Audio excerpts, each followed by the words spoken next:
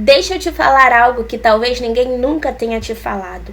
Enquanto você não parar de se vitimizar e assumir o papel de protagonismo da sua vida, a sua vida nunca irá sair do lugar. Talvez você tenha enfrentado dores grandes ao longo da sua vida. E por conta dessas dores você culpa as pessoas. Você acredita que não tem solução para o teu problema. Você acredita que somente você sofreu as coisas que sofreu e acredita que foi extremamente injustiçado. Mas se você não mudar a tua mentalidade, a forma como você vê a tua vida irá ficar estagnada. A primeira coisa que nós precisamos compreender é que nós sofremos sim injustiças ao longo da vida, mas que muitas das coisas que nós estamos vivenciando no presente são consequências de escolhas mais feitas lá atrás.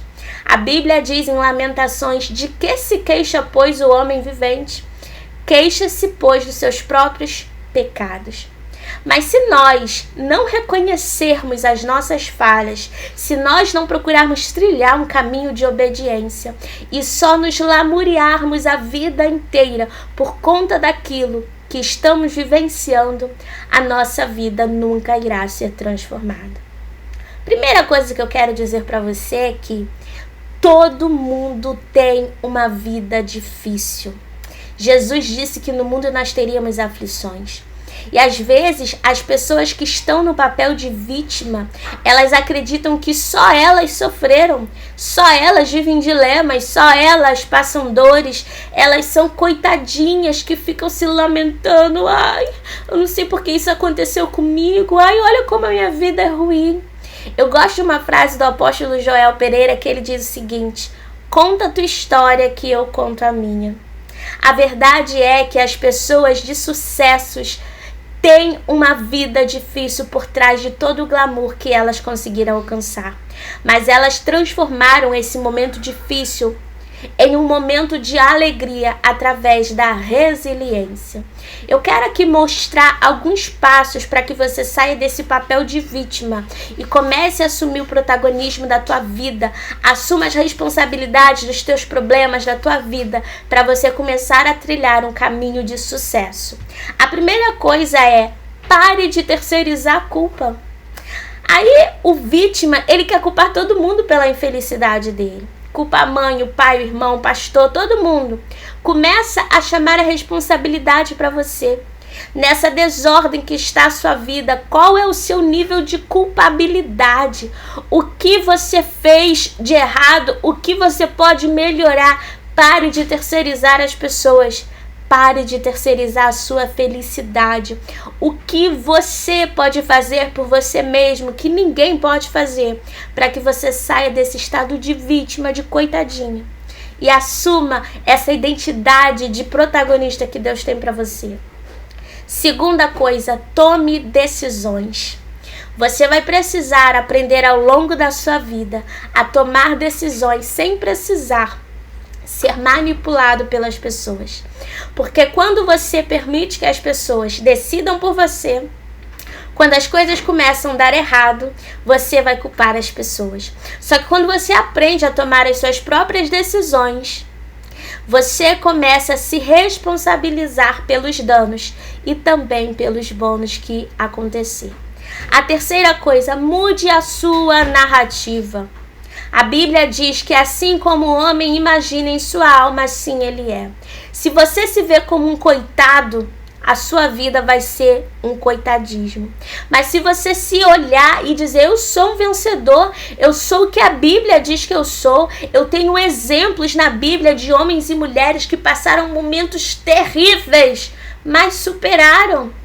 Eu olho para a história de Ruth e Noemi, duas mulheres que passaram pela viuvez, mulheres que estavam passando escassez, estavam em um país distante, ou melhor, a Noemi estava num país distante, mas ela recebeu a sua nora e elas voltaram para Israel e recomeçaram a sua história.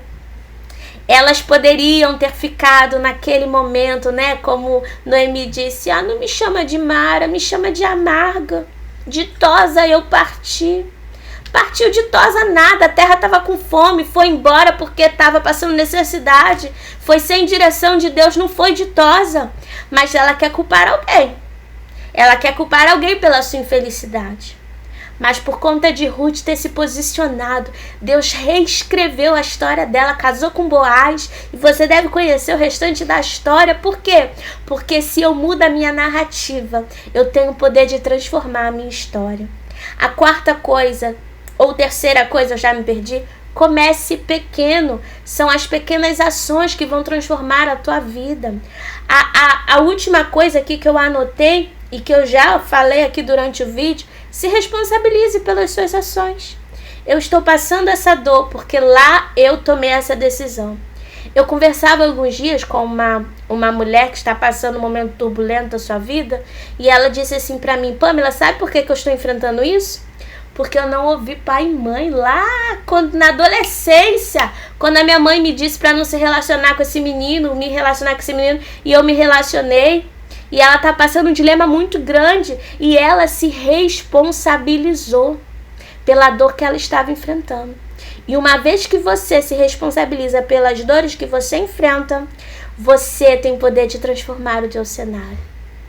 E a última coisa que eu quero deixar aqui, não num tema julgatório, mas com o intuito de fazer você crescer, aprenda sobre resiliência. É a arte de você entrar em situações difíceis, passar por elas, e ao invés de você sair pior, você sai ainda melhor do que quando você enfrentou. Encontre uma maneira de buscar, encontre uma maneira de melhorar a tua vida. Uma maneira que o Senhor me deu de ter resiliência, transformar as minhas dores em livros. Eu poderia ficar a minha vida inteira me lamentando pelas coisas que eu enfrentei. Eu conto no meu livro, eu tive uma infância difícil, não tinha saúde, eu sofri muito bullying. Eu lembro que na adolescência eu pedia a Deus para me matar porque eu não queria viver. Mas quando o Senhor me encontrou, eu transformei esse momento de dor em um momento que pode curar outras pessoas. E quando eu recebo um testemunho de alguém dizendo: seu livro está me curando, e eu digo: eu entendi o propósito da dor, eu posso transformar as minhas dores em bálsamo para curar outras pessoas. Isso é resiliência. Quando nós saímos do papel de vítima e assumimos o protagonismo, nós temos o poder de vencer. Eu quero dizer para você: pare de se vitimizar. A sua vida é difícil? A vida de todo mundo é difícil. Por mais que alguém tenha nascido numa família rica, ter tido um bom relacionamento com as pessoas, terem tido bons pais, ninguém sai ileso dessa vida. Foi essa frase que eu disse uma vez para um senhor que disse que gostaria de proteger a sua netinha, de colocar numa caixinha para que ela não sofresse. E eu disse para ele: ei, não faça isso. Ninguém sai ileso dessa vida. O Paulo, escrevendo aos Romanos, diz que Deus não poupou nem o seu próprio filho, antes o entregou. Ninguém sai ileso dessa vida. E não é porque você sofreu o que sofreu que você vai ficar a sua vida inteira se lamentando. Se levanta. Enquanto você tem vida, ainda dá para você recomeçar e escrever uma história brilhante com Deus. Se alguém chegar até você se vitimizando, você pode confrontar essa pessoa.